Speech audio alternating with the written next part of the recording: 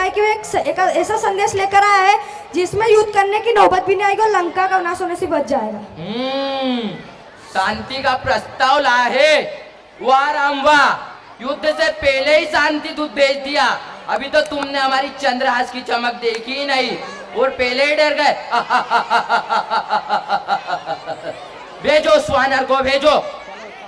जो आज्ञा महाराज।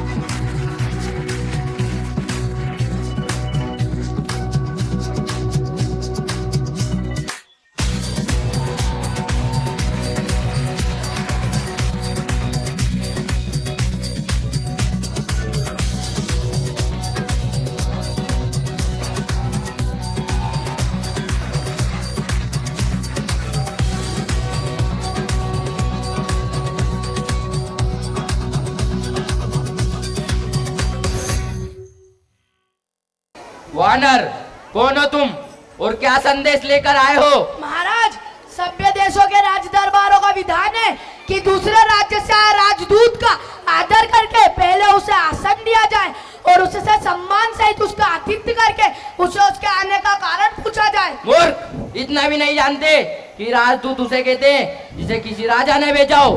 जंगल से आए हुए किसी भिखारी के भेजे हुए वानर को राजदूत नहीं कहते। आप राजा की बात करते हैं लंकेश, मैं जिनका दूत हूँ वो तो राजाओं के भी राजा है, राजेश्वर है। वो केवल इस भूखंड के नहीं वरन तीनों लोगों के स्वामी है। देवताओं, वेदों और विधि के भी वही नायक है। मैं उन्हीं त्रिलोकेश्वर श्री राम का राजदूत हूँ। वो हरि है, हरे या ब्रह्मा है? कौन है वो? तुम इतने बड़े बड़े वार्तालाप जिसके लिए सुना रहे हो? तुम्हारे उस राम की वास्तविकता बस इतनी है कि वह भटकता हुआ वनवासी है, जिसे अपने ही राज्य से निकाल दिया गया है। बताओ उस भिखारी ने क्या संदेश देकर भेजा है तुम्हें? महाराज रावण, आपने मेरे स्वामी राजेश्वर श्री राम का अपमान किया है, इसलिए मुझे नियम अनुसार इस सभा से चला जाना चाहिए। परंतु जो मैं संदेश लाऊं वो इतना महत्वपूर्ण है कि उस पर लंका निवासियों और सारी राक्षस जाति का जीवन और मरण निर्भर है। उसी राजभग में अंधे होकर आप जगत जननी सीता माँ को हर लाए। जब पाप कर्म इसी प्रकार अपनी प्रकाष्ठा को पहुंच जाता है तो देव शक्तियों को पाप का नाश करना ही पड़ता है। मैं आपके हित के लिए आपको यह परामर्श देने आया हूँ। यह एक ऐसा क्षण है जब आप चाहे तो श्री राम से क्षमा मांगकर उनकी शरण में चले जाएं। श्री राम की यह आन है कि सच्चे हृदय से शरण में आने वाले के दोषों को नहीं देखते। अच्छा, हमारे क्षमा मांगने पर हमें क्षमा कर देंगे, इस बात का तुम विश्वास दिलाते हो? हम सीता को लेकर अपने कुटुंब सहित दांतों में तिनका दबाए उनसे क्षमा मांगने के लिए उनके शिविर इतनी दूर उनके शिविर तक जाए और वे हमें क्षमा न करे और बंदी बना ले तो सारा जग हम पर हंसेगा। इस बात का विश्वास हमें कैसे हो? महाराज रावण, प्रभु पे पूर्ण विश्वास रखना ही पड़ता है। जिसे प्रभु पे पूर्ण विश्वास नहीं उसे प्रभु की प्राप्ति कभी नहीं होती। मैं आपको आश्वस्त करने के लिए इतना बता दूं कि जब वानर सेना ने सुसज्जित होकर लंका को चारों ओर से घेर लिया था और धावा बोलने के लिए श्री राम प्रभु की प्रतीक्षा कर रहे थे, स्वयं बुलाकर कहा, जाओ महाराज रावण से जाकर कह दो कि मैं युद्ध की ज्वाला में लंका की निर्दोष प्रजा की आहुति देना नहीं चाहता। यदि वो जानकी को पूरे सम्मान के साथ मुझे लौटा दे तो मैं उसे क्षमा कर दूंगा। मैं शांति चाहता हूँ, तुम मेरे शांति दूत बनकर महाराज रावण के पास जाओ। ये बात राम ने स्वयं कही।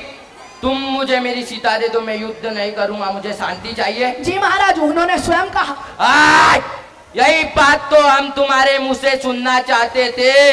यही बात राम ने कही। मूर्ख, इस बात में तुझे राम की करुणा दिखाई दी, उसका भय दिखाई नहीं दिया कि रण के उस क्षेत्र में रावण के सामने आने के विचार से ही उस धनुर्धारी के हाथ पांव कांपने लगे, जिसकी प्रिय पत्नी को कोई हर कर ले गया हो। उस शत्रु के रक्त में इतने महीनों से प्रतिशोध की कोई ज्वाला नहीं भड़की, तो फिर वो क्षत्रिय का रक्त नहीं, वो तेरा परमवीर जो भिखारियों की भांति हमसे सीता की भीख मांग रहा है, उससे जाकर कह दो कि सीता कोई भिक्षा में देने वाली वस्तु नहीं है। इसे अनमोल रत्नों को तुम बाहुबल से जीतना पड़ता है। सीता को उन्होंने अपने बाहुबल से जीता था महाराज। आप शायद भूल रहे, वो शिव धनुष जिसे श्री राम प्रभु ने तिनके की भांति उठाकर तोड़ दिया था, उसी धनुष पर कभी आप भी अपने बाहुबल की परीक्षा देने गए थे। सुना है वो आपसे उठाया भी नहीं गया था। बस हो तो चुका है प्रलाप मती बंद। तूने रावण की शक्तियों को नहीं पहचाना। हमारा हाथ खड़क की ओर जाता है तो तीनों लोग भय से कांपने लगते। जिन भुजाओं ने स्वयं कैलाश पर्वत को उठा लिया था, उन भुजाओं के भड़कने पात्र देवता, गंधर्व, नक्षत्र भी वैसे सांस रोक लेते हैं। तुम्हारी सेना में एक ऐसा योद्धा तो बताओ जिसके साथ युद्ध करने में रावण को आनंद मिले। आपने सत्य कहा महाराज, हमारी सेना में ऐसा कोई नहीं जो आपसे युद्ध करके शोभा पाए। नीति कहती है प्रीति और बैर बराबर वालों से ही करना उचित है। आप जैसा पापी, कामी और किसी लोभी जो छुपकर किसी पराई स्त्री को चुराता फिरे, ऐसे नीच के साथ युद्ध करके किसकी शोभा बढ़ेगी। सावधान अंगद, ये मत समझो कि तुम दूत बनकर आए हो इसलिए कुछ भी कहो। हमारे हाथों बचे रहो। दूत की भी कुछ मर्यादा होती है। यदि रावण के सामने सीमा से आगे बढ़ा तो यही तेरा शेष प्राप्त होगा। अब आगे यदि तुझे रावण की सहायता नहीं चाहिए तो उसके क्रोध से डरो। रावण रावण रावण कितनी बार इस नाम को दोहराएंगे महाराज। मैं जानना चाहता हूँ जगत में कितने रावण है। मैंने कितने रावणों के नाम मेरे कान से सुन रखे। एक रावण के बारे में तो सुना है कि वो राजा बाली को प्राप्त करने पाताल लोक गया था। वहाँ बच्चों ने उसे गुलसान में बांधकर बहुत पीटा था, तब बाली ने उसे दया करके छुड़वा दिया। एक रावण के विषय में यह भी सुना है कि सहस्त्र बाहु ने उसे जंतु की भांति कीड़ा समझकर पकड़ लिया था, तब पुलस्त मुनि ने उसे छुड़वा दिया। एक रावण के बारे में कहने में संकोच लगता है क्योंकि मेरे पिताश्री उसे अपनी काख में दबाकर पूजा करते रहते। ऐसे ऐसे वीरों में से आप कौन से रावण है महाराज? वानर, अब इसने अपने जीने का अधिकार खो दिया है। इसी सभा में इसका सिर काटकर इसे रावण की शक्तियों का आवाज करा दो। आज्ञा का पालन हो। ठहरो, ये बेचारे आपकी शक्ति मुझे क्या दिखाएंगे? मैं आपको अपनी शक्ति दिखाता हूँ। जय श्री राम।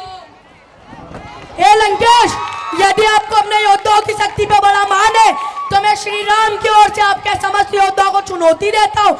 मैं अपना पैर इस दरबार में जमा देता हूँ। यदि आपको कोई योद्धा इस पैर को धरती से उठा सके तो अपने प्रभु श्री राम की ओर से वचन देता हूँ वो लंका छोड़ के वापिस चले जाएंगे। जय श्री राम।